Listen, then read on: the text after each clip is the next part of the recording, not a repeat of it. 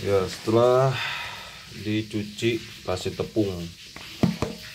Ya, bismillahirrahmanirrahim. Assalamualaikum warahmatullahi wabarakatuh. Ini kita lagi mau bikin tahu sumpel. Ya, ini sudah kita kasih tepung. Ya, ada toge, kol, kemudian dan bawang.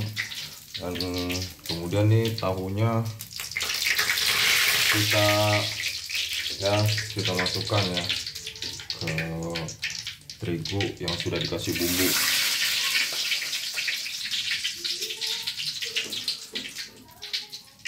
Jadi bahan-bahannya sederhana, ingredientnya ya, bumbunya ketumbar, bawang putih, kemudian garam. Nah, ini tahu yang sudah dimasak. Nah, setelah dimasukkan toge atau ingredientnya di sini ya.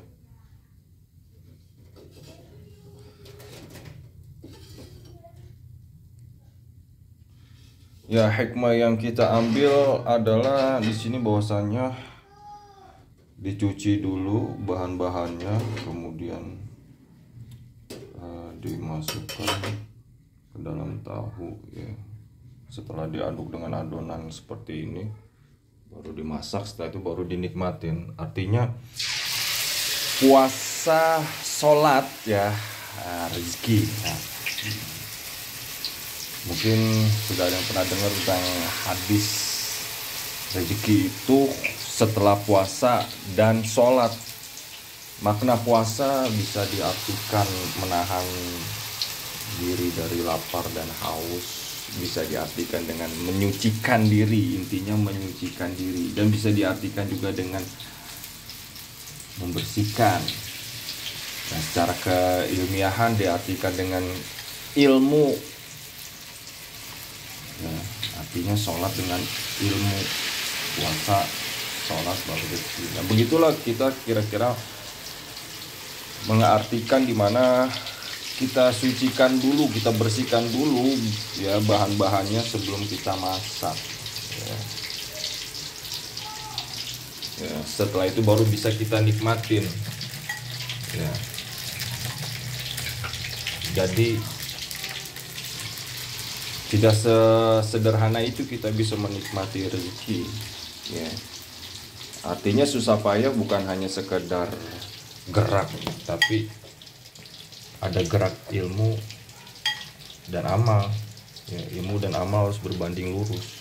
Ilmu itu awalnya dari bagaimana berpikir dari setiap gerak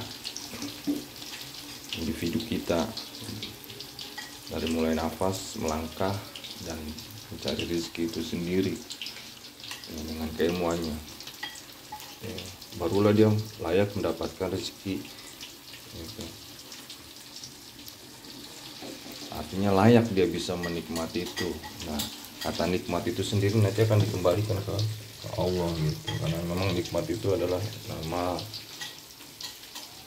Allah yang dilekatkan pada diri makhluknya, pada diri manusia itu sendiri. Ada yang bisa menikmati makanan, ada juga yang tidak. Sama-sama makan tapi belum tentu bisa menikmati. Contohnya sederhana, orang yang sakit dan sehat, atau sama-sama sehat tapi kenikmatan rasanya itu berbeda. Nah, situlah rezeki yang sesungguhnya.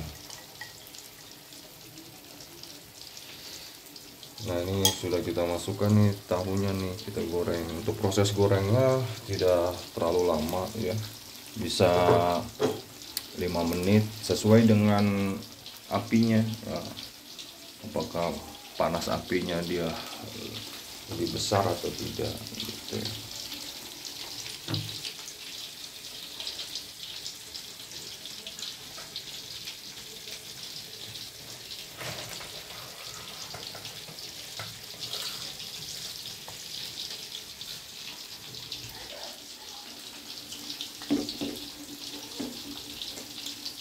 Nah, jadi ini pembahasan sederhana ya, sebenarnya sederhana tapi bisa juga mendalam jika dikaji lebih dalam ya. tentang makna rezeki itu ya. Jadi makna bahasa itu sangat luas ya. Apakah hanya orang yang beragama Islam ya, Islam itu kan semuanya ya, agama semuanya, yang artinya orang pengen selamat, menikmati ya, makan itu ya kan salah satunya dari bagian dari Islam ya kan? Menikmati hasil rezeki itu sendiri ya kan? Nah, makanya sifat adil Allah ketika orang kafir pun dia mencari rezeki itu kan karena ada ilmunya juga ya, akan mendapatkan rezeki karena ada ilmunya ya kan? Yang membedakan kesadaran sebagai hambanya itu mengakui atau tidak atas usaha yang dia lakukan selama ini itu dari Allah. Nah itu kan yang membedakan. Tapi ketika dia mendapatkan hidayah dengan keilmuannya ya tentunya luar biasa ya, yang Islam kita yang kita anggap kita sudah merasa sempurna mungkin dengan ibadah-ibadah mahdoh ya, seperti sholat, zakat, yang lainnya sebagainya, namun tanpa ilmu. Bisa jadi yang ketika mu'alaf yang dapat ilmunya kemudian dia belajar, dia lebih cepat ya kan gitu. Intinya sederhana, kita hidup dituntut untuk berpikir membuktikan keagungan Allah ya, dari hal sekecil apapun itu ya, dari mulai sebelum bernafas dan sesudah bernafas, sebelum jalan mencari rezeki, ketika jalan, dan sesudah jalan dan sudah mendapatkan jalan itu sendiri ya. Semua sudah dijabarkan di akhir zaman ini, filul madi, filul mudhari, filul amr ya. Kemudian juga present, past tense, continuous ya. Nah dijabarkan dalam kalimat ya, menahunya fi'lun ismun harfun. Nah ya, harfunya inilah bagian-bagian yang terkecil pembahasan yang akan ditanyakan nanti ya. Wallahu alam, apakah nanti sebelum dicabut nyawanya kalau di akhir zaman, atau ketika di akhir zaman ditanya baru dicabut. Artinya dicabutnya bisa dengan azab dari alam ataupun orang lain, intinya seperti itu. Atau Allah ingatkan ya, kalau Allah ingatkan sudah pasti Allah ingatkan ya, setiap saat. Cuman terkadang kita yang tidak sadar, cuek ya, kan terlalu menyibukkan diri ya.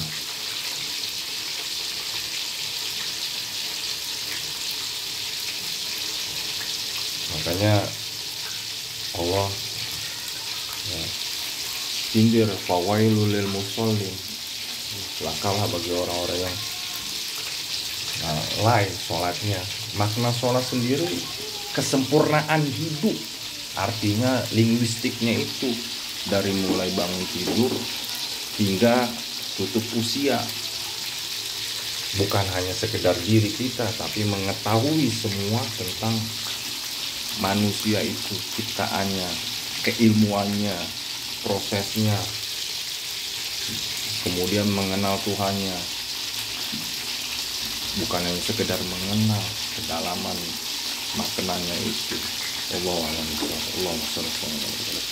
Ya terima kasih ya, ini tinggal dinikmati, bisa pakai saus atau sambal kacang.